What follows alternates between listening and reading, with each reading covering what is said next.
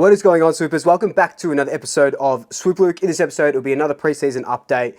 Let's get into it.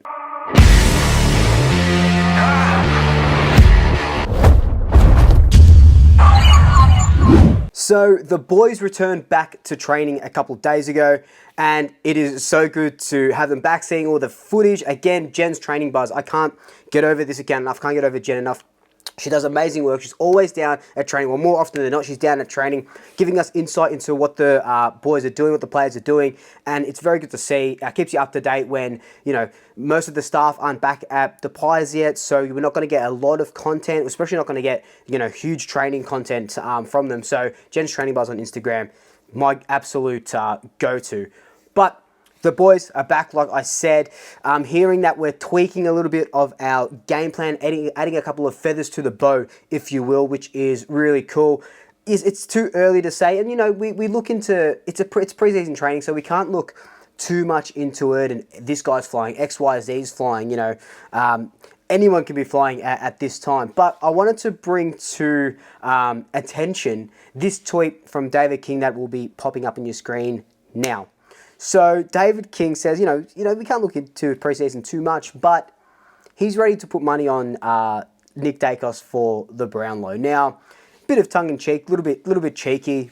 Nick is in, obviously, his second season. He's going to have his second preseason with the boys as well after playing an entirety of 2022.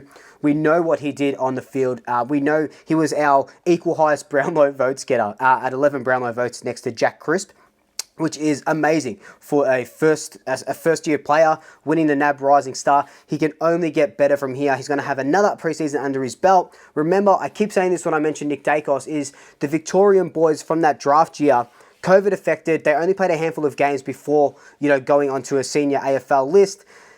He's just going to be exciting. He put on 4 or 5 kilos, I think one of those coaches was saying. So he's going to look for maybe more midfield minutes. And that's where he's going to do the bulk of his work. That's where he was doing the bulk of his work in under 18s and all that sort of footy. Silky, how else can you explain him? He's a magician. He's probably going to be, we probably, by the end of his career, I know this is a lot, but for the end of his career, we're probably going to be talking about him like we talk about Scott Pennebury, but maybe with a couple more Brownlows. So I think he's going to win the Brownlow this season. Look, obviously not. I can't say obviously because stranger things have happened in the world of football, but I think he's going to be a really important cog. And that tweet is just kind of to say that what he did on his first day back was incredible. Now, I've seen a lot of tweets and a lot of Instagram comments about Nick Dacos. He kicked an absolute freaky goal. Unfortunately, I don't have vision from that. He's, a very good kick. We know that. So it's going to be exciting to see how he goes about it. But obviously, all the returning players are going to be there. Still, there's a little bit on the injury front. Everyone's doing a little bit of light work. McRae is walking around the boundary, has been since December. The club haven't come and said anything about Finn. But Darcy Moore is back, still in that rehab group. He still, was it a bone infection? So he's still recovering from that.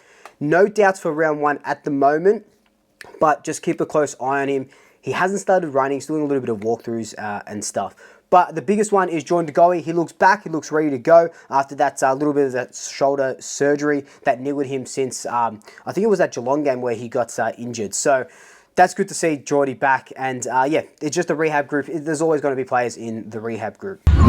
So we have one more list spot open. I think it's a rookie spot. And it's going to go to 2 players. We did have Max Gura, I think that's how you pronounce his surname, a ex-volleyball player, come down, try for the Category B rookie spot. No one spotted him at training the other day. But Oscar Steen, who is a ruckman, or was overlooked in the draft, but has a lot of upside.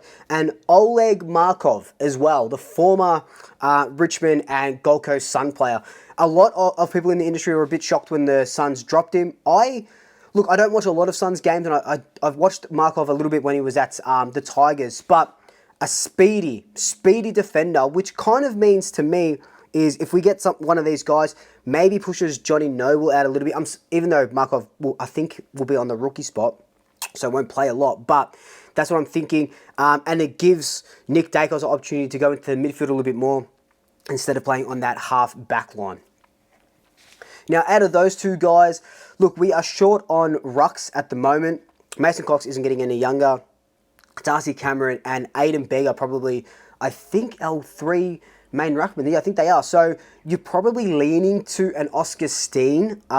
But in the 2023 draft, so from what I've been hearing, there is a lot of tall options, a lot of taller options. So maybe we're building up to that, or maybe there's a restricted free agent or a free agent that we're after.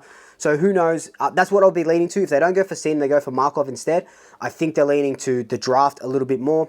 What would I do? I think I would prefer Markov, still a young player. He played with, he played under Craig McRae and Justin Leppich, especially McRae. He used him a lot in the VFL. He was a part of the 2019 VFL side that McRae coached. So McRae knows a lot more about him, and obviously Lepper as well. So maybe there's that connection there. He's really quick, can use the ball well. I think he only played about 11 games for Gold Coast last season, so didn't get a lot of opportunity over the 2 years he was there. But I still think that we should give him a go, and he's not going to change the Collingwood Football Club, but I think he will help out our back line a little bit, especially that run and dash that we like to do, because that is what our game is now. But of course, we've got Jacob Ryan and stuff like that that are going to come in eventually. So the last thing I want to talk about is our new CEO. Hasn't been announced yet, but people have been saying this since back in September, October, November anyway. Craig Kelly, 1990 Premiership hero Craig Kelly, the dad of Will Kelly and Jake Kelly, will be our next CEO, as reported by my boy Mitch Cleary. I love Cleary's work. Cleary, if you're watching this, you're the best in the biz, man. You are the absolute best in the biz. So that's huge. That's huge. I love Craig Kelly. Unfortunately, didn't get to see him play. It was a bit before my time because I was born in 92 and I wasn't watching football when I was 1-2 months old. So a little bit before my time, but from footage that I've seen, I always say this player epitomises Collingwood, but I think Craig does that as well. Just just the way he went about it. He also started the player management, or not started, but he was a big player in the player management. He has his own group, the TLA group. I think that would need to, not dissolve, sorry. He would need to probably step away from that if he is to become, and I think he will become the new CEO. He was actually the manager of Buckley when Buckley was going through all that contract with Collingwood and stuff like that. Big backer of Jeff Brown as well, so there's that synergy there. Everything is falling into place for the Pies off-field. Everything just needs to fall in place on-field. And we will talk a little bit more about predictions down the road, who needs to step up, who's going to impress, contracts and stuff like that in later videos next week. But this has just been a pre-season update, a quick pre-season update until we get a little bit more information. Let me know your thoughts down below. Who are you keen to see more of in the pre-season? What do you think of Markov or Oscar Steen? Let me know your thoughts down below. But until then, like, comment, subscribe, tell your family, tell your friends, tell your pets, and until next time, double shackers. I'll swoop you later.